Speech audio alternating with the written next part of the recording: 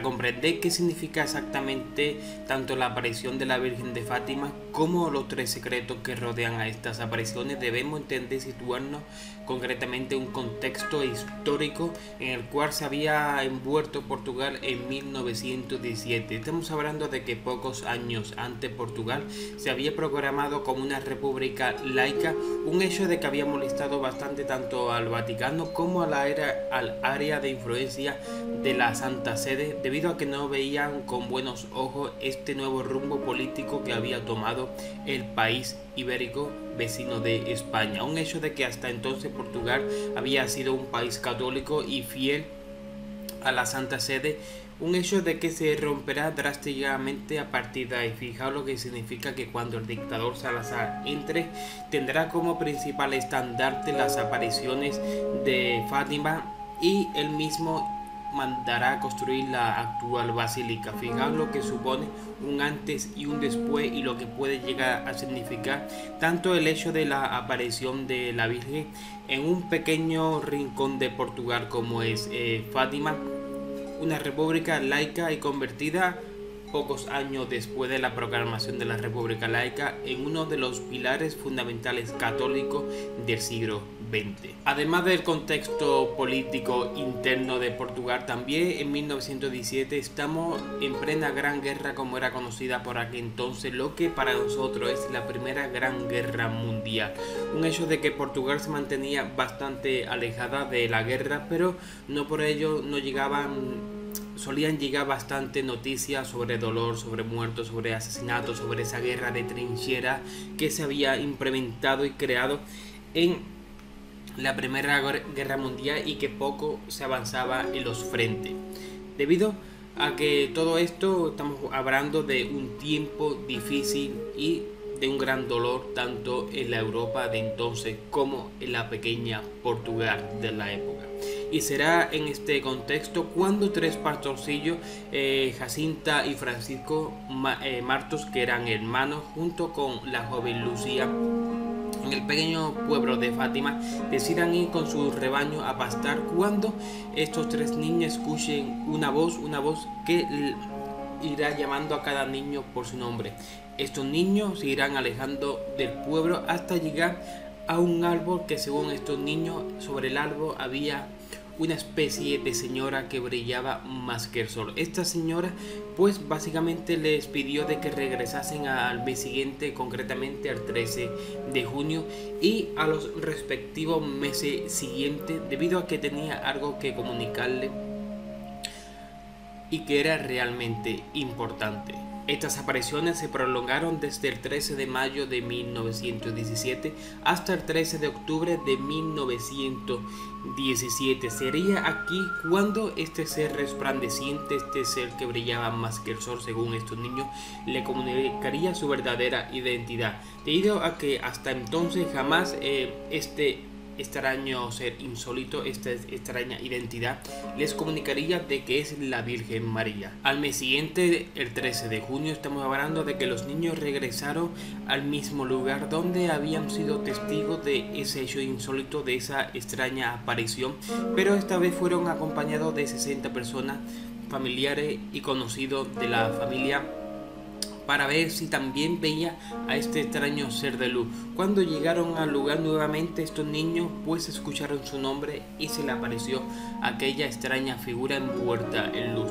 Un hecho de que solo parece ser que estos niños podían ver algo que las demás personas no podían captar con sus ojos, debido a que esta extraña presencia lumínica solo era visible para Jacinta, Francisco y Lucía, mientras que para el resto de los vecinos del lugar, de aquellas 60 personas, pues no podían llegar a ver esa extraña aparición, pero ellos se decían de que había un extraño viento, de que por el cielo aparecían unos rayos bastante extraños, e incluso que el sol se ponía a dar vuelta, todo en una especie de ambiente mágico. Y aunque estas personas no podían llegar a ver la presunta aparición, sí podía haber unos extraños fenómenos que se irían repitiendo cada vez, cada cita, cada 13 de cada mes hasta octubre, cuando desaparezca la aparición y sea el último contacto que tenga este ser celestial, este ser de otra dimensión con estos niños. Y nuevamente pues estos fenómenos se irán repitiendo cada mes con las mismas pautas, como el sol bailando, esa extraña atmósfera mágica y demás. Y será al mes siguiente, el 13 de julio, cuando la Virgen María les conceda los 3 deseos a estos niños. Nuevamente fueron acompañados no ya de 60 personas, sino de cientos de curiosos que habían escuchado que un ser se aparecía en aquellos lugares. Ya había gente de distintos lugares de Portugal, junto con algunos curiosos de la vecina frontera de España, que se habían acercado para ver si eran testigos de esa extraña aparición. Nuevamente los testigos no vieron nada, solo la aparición fue vista por estos 3 niños, y nuevamente la fenomenología del sol bailando, de esa extraña atmósfera, de ese viento, de esos rayos de luz enigmáticos aparecieron. Todas estas personas fueron testigos, pero será aquí cuando se les concedió los 3 secretos a estos niños. Y a continuación vamos a escuchar el primero. Nuestra Señora nos mostró un gran mar de fuego que parecía estar debajo de la tierra. Hundidos en este fuego estaban los demonios y las almas, como si fuesen brasas transparentes y negras o bronceadas con forma humana, que flotaban en el incendio llevadas por llamas que salían de ellas mismas. Los demonios se distinguían por sus formas horribles y asquerosas de animales espantosos y desconocidos. Esta visión duró un momento. Nuestra buena Madre del Cielo nos había prevenido con la promesa de llevarnos con ella. Si así no fuese, creo que habríamos muerto de susto y pavor. Como hemos podido escuchar, nos habla del infierno, del horror, de la muerte, de la desesperación, de aquellos que están en una especie de limbo y que los ángeles no pues están ahí, que parecen llevarlo, que parecen no. Muchos han hablado de que este primer secreto tiene relación y guarda una estrecha relación con ese contexto internacional de que hemos hablado al principio, tanto de Europa como de los horrores que se están viviendo. Estamos hablando de la guerra de trinchera, de la Primera Guerra Mundial, y por aquí entonces, como comenté al principio, llegaban hasta Portugal pues todos esos horrores y sufrimientos que provocaría y que estaban provocando pues esa gran masacre, ¿no? Esa gran desesperación, esas muertes que llegaban por cientos, por miles de personas, sobre todo aquello que está provocando. Un secreto que guardará mucho relación con el segundo secreto concebido de Fátima, el cual le dirá de que Por muchos la guerra estaba por acabar, pero según este secreto, la guerra no había hecho más que comenzar. Enseguida levantamos los ojos hacia Nuestra Señora, que nos dijo con bondad y tristeza: ¿visteis el infierno para donde van las almas de los pobres pecadores? Para salvarlas, Dios quiere establecer en el mundo la devoción al Inmaculado Corazón. Si hacen lo que digo, se salvarán muchas almas y tendrán paz. La guerra va a acabar, pero si no dejan de ofender a Dios, en el reinado de Pío XI comenzará otra peor. Cuando vean una noche alumbrada por una luz desconocida, sepan que es la gran señal que les da Dios de que Él va a castigar al mundo por sus crímenes, por medio de la guerra, el hambre y las persecuciones a la Iglesia y al Santo Padre. Para impedir la guerra, vendré a pedir la consagración de Rusia a mi Inmaculado Corazón. Si atienden mis peticiones, Rusia se convertirá y tendrán paz. Si no, esparcirá sus errores por el mundo, promoviendo guerras y persecuciones a la Iglesia. Los buenos serán martirizados. El Santo Padre tendrá mucho que sufrir. Varias naciones serán aniquiladas, pero por fin, mi corazón inmaculado triunfará. El Santo Padre me consagrará a Rusia, que se convertirá y será concedido algún tiempo de paz al mundo. Las fechas son importantes porque digo esto relacionado con el segundo secreto de Fátima. Lo va a entender perfectamente ahora. Como hemos escuchado, en este secreto se nos dan datos más exactos. Se nos habla de Rusia, se nos habla del Inmaculado Corazón de María. También se menciona que esa gran guerra de Europa terminará, pero que comenzará otra nueva. Estamos hablando de que en 1917, cuando se produce este secreto, el estallido de una segunda guerra mundial, eso era prácticamente imposible a fecha de julio de 1917. Y también se nos menciona que durante el reinado del Papa Pío XI estallará esta nueva guerra con nuevos horrores y nuevo sufrimiento. Como comenté, este secreto le fue dado a los niños en julio, el 13 de julio, para ser más exacto, de 1917. La revolución bolchevique que dará inicio a la Unión Soviética se producirá en octubre de 1917. Hay un gran margen de tiempo entre que se le otorga el secreto a estos niños con el estallido de la revolución bolchevique que dará inicio a la Segunda Guerra Mundial y que poco a poco será el comienzo de esta segunda profecía. Pero como comenté, las fechas son importantes y vaya a comprender por qué. Porque hasta entonces nadie había relacionado de que a estos niños se le habían dado o se le había concedido unos mensajes supuestamente de un ser del más allá, de un ser celestial o de la Virgen María. No será hasta la última aparición que se produzca el 13 de octubre de 1917 cuando este ser le diga a los niños que es la Virgen María y le haya enseñado esas profecías, esos mensajes o se los haya concedido. Será a partir de esta última aparición cuando se empieza a rumorear que la Virgen María realmente le había dado a estos niños unos mensajes. Estos niños no dirán absolutamente nada, pero la gente empezará a creer que es lo que les comunicó esta aparición. Pero no existirá esa prisa, no existirá esa necesidad de comprender lo que le había comentado cuando en 1919 fallecen los dos hermanos Jacinta y Francisco debido a una gripe, y la sobreviviente, la pequeña Lucía, entrará en un convento de clausura como monja en 1925 y esta será trasladada a un convento en Pontevedra en 1928 y será aquí en Pontevedra, aquí en el norte de España, cuando por primera vez Lucía escriba de su puño y letra los 3 secretos de Fátima para darlo a conocer al mundo. Pero esto no se producirá hasta en 1941 cuando Lucía escriba en papel los dos secretos, porque el tercer secreto se lo guardará ella y escriba tanto el primero como el segundo. Estamos hablando de que en 1941 esa profecía de ese segundo secreto, de la necesidad de convertir Rusia al Inmaculado Corazón de María y del estallido de esa futura guerra mundial, más que una profecía es una realidad. Estamos hablando de que en 1941 ya los diferentes frentes de la Segunda Guerra Mundial había comenzado, junto con la existencia de la Unión Soviética y Stalin mandándola y dirigiéndola.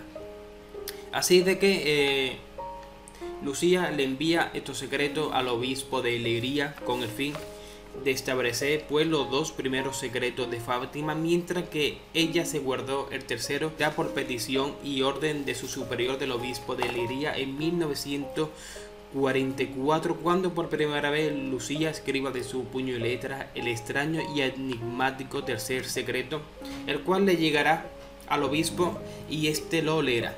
Le creará tal terror que lo guardará bajo llave durante años y lo enviará en un sobre lacrado hasta el Vaticano, donde irá pasando de papa en papa este tercer secreto. Cuando este sobre llegó al Vaticano, este sobre que contenía el tercer secreto de Fátima fue pasando de mano en mano, de papa en papa, hasta de que por fin el primer papa que tuvo este secreto en su mano, tuvo este sobre, que lo abrió, fue el propio Juan XXIII, el día que fue elegido papa, que se le dio el sobre una bandeja de plata, el cual lo abrió en privado y sabemos que lo leyó porque lo devolvió al poco tiempo a los archivos vaticanos bajo una doble lacra. ¿Qué quiero decir esto? Sobre un sello, sobre el propio sello, estando el sobre cerrado. Claro, imaginaos, cuando le preguntaron a Juan XXIII que qué contenía realmente el tercer secreto de Fátima, Juan XXIII pues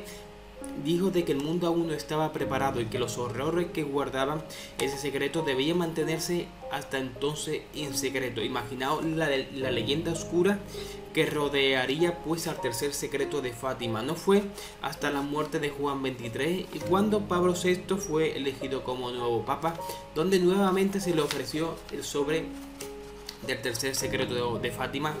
Pablo VI ya conocía la reacción que había tenido su antecesor Juan XXIII y quiso leer inmediatamente lo que ponía el tercer secreto de Fátima. Cogió el sobre, lo abrió y lo leyó. Nuevamente hizo al igual que su sucesor. Guardó el secreto y lo volvió a meter en un sobre lacrado. Nuevamente lo envió a los archivos vaticanos. De Juan Pablo I no sabemos la existencia realmente, si él mismo llegó a conocer el tercer secreto de Fátima, debido a que su pontificado duró muy poco tiempo, 33 días, y no sabemos si guarda algún tipo de relación o si él quiso leer el tercer secreto de Fátima. El siguiente papa que sabemos que le llegó el sobre lacrado con el tercer secreto de Fátima fue a Juan Pablo II, pero este rápidamente lo rechazó y ordenó guardarlo y no lo quiso leer. Pero por causa del destino, por estas efemérides, donde también hoy celebramos otra extraña efeméride, la del 13 de mayo de 1981, una fecha donde Juan Pablo II está en el papamóvil y se está dando un paseo. Hay un turco en la plaza de San Pedro, mientras Juan Pablo II está dando la vuelta por el papamóvil. Al lado de este turco de nombre Ali Akbar hay una jovencita